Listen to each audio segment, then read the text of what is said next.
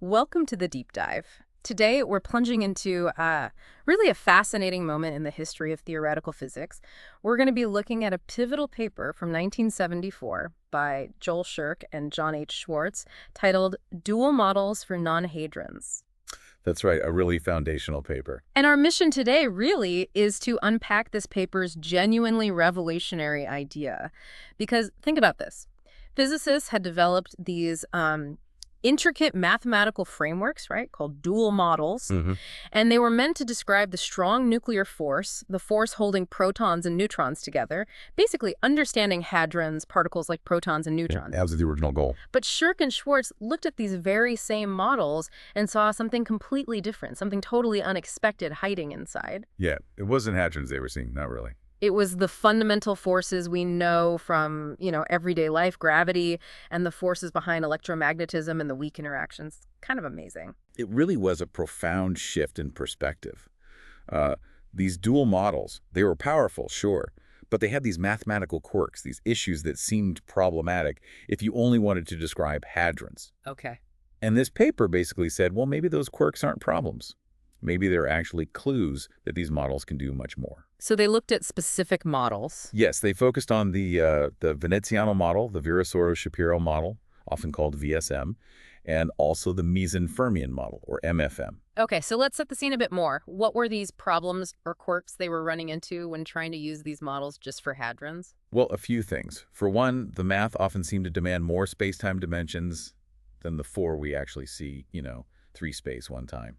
That was weird. Right, like 26 dimensions or something. Exactly. 26 for some, 10 for others. Yep. And they also predicted particles that seemed, well, unphysical, like tachyons, faster than light particles. Definitely a problem. And perhaps most relevant for this paper, they kept predicting massless particles. Which is awkward if you're trying to model protons and neutrons, which are definitely not massless. Precisely.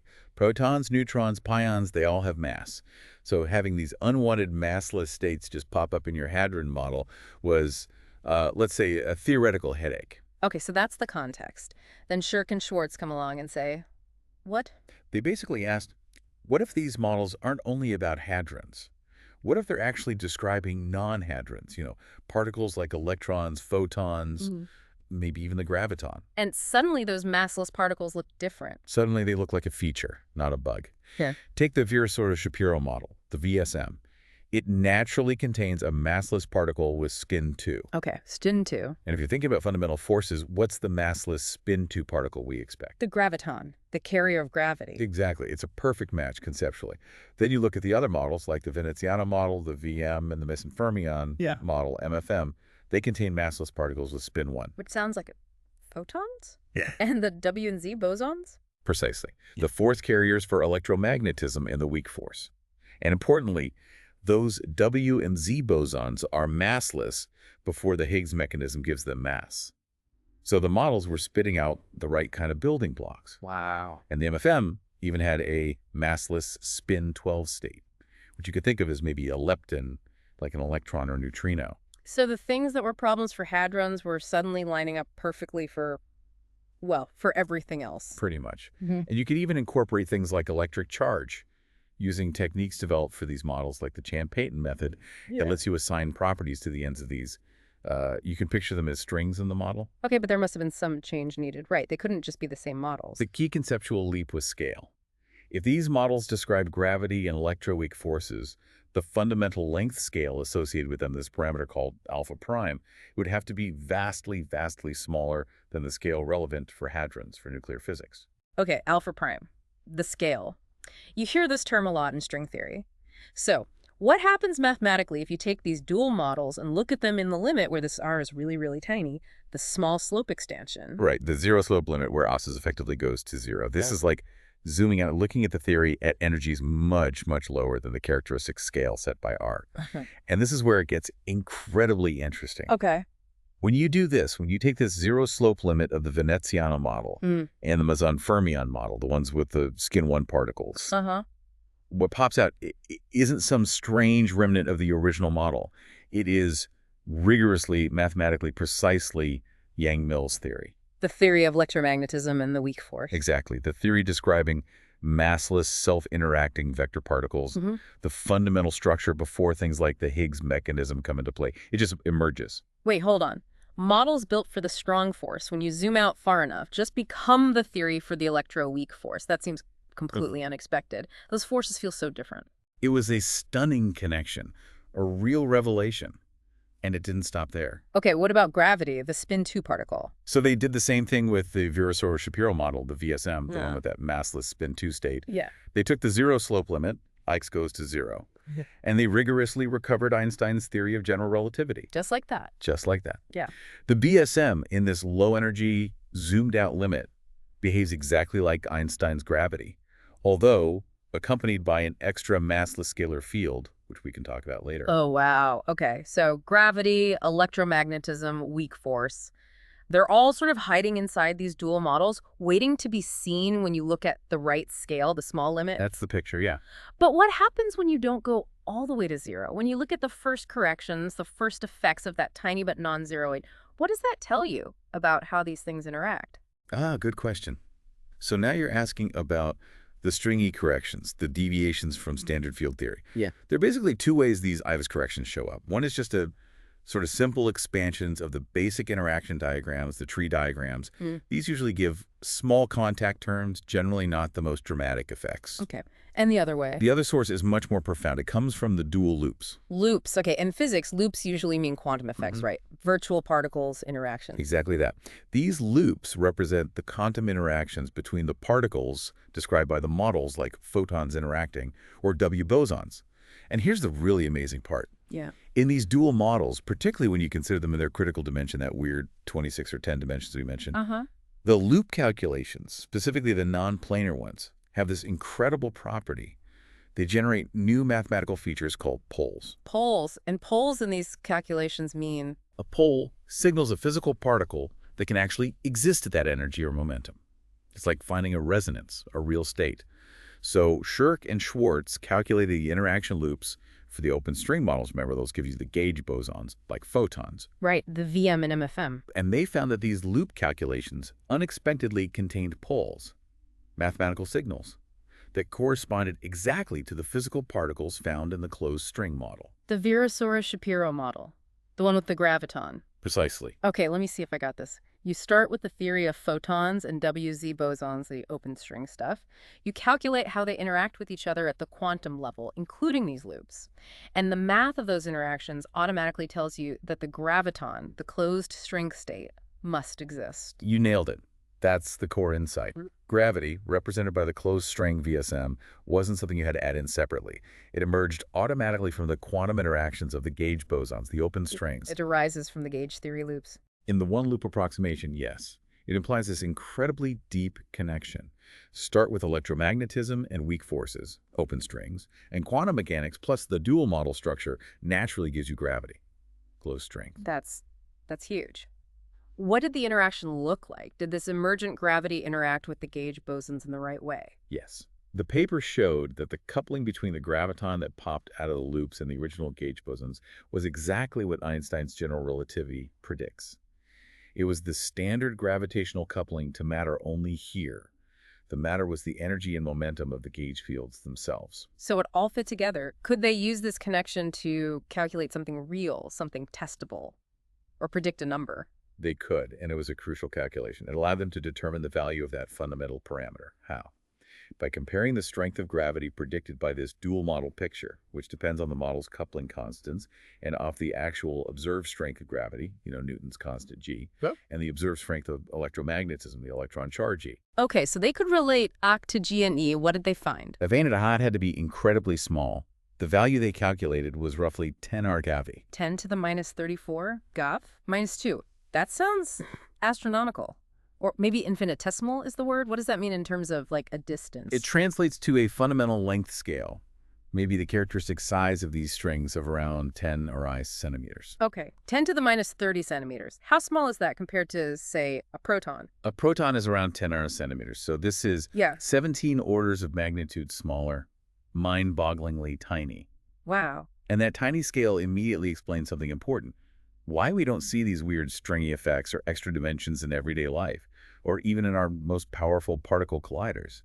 Any deviations from standard quantum electrodynamics or Einstein's gravity predicted by this underlying stringy structure would only become apparent at enormous energies or, equivalently, incredibly short distances far, far beyond what we can currently probe experimentally. So it provides its own reason for being hidden, in a way. Exactly. Now, you mentioned earlier that the Virasoro-Shapiro model, the gravity one, also had a massless scalar field hanging around along with the graviton in that zero-slope limit.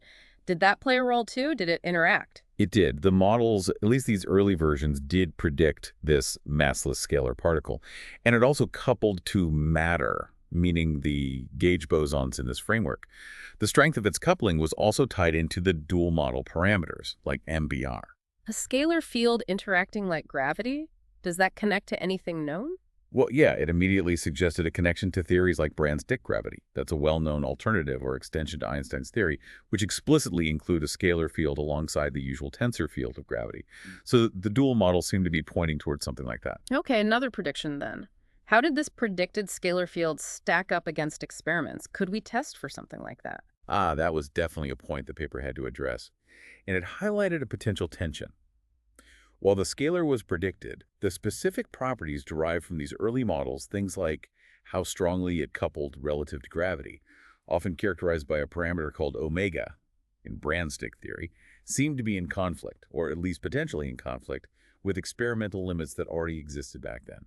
So experiments measuring gravity were precise enough to constrain this sort of thing. Yes. Tests of general relativity, like measurements in the solar system, put pretty tight limits on deviations from pure Einstein gravity, which in turn limits how strongly such a scalar field could couple or what its properties could be. The values suggested by the simplest interpretation of the dual model seemed problematic.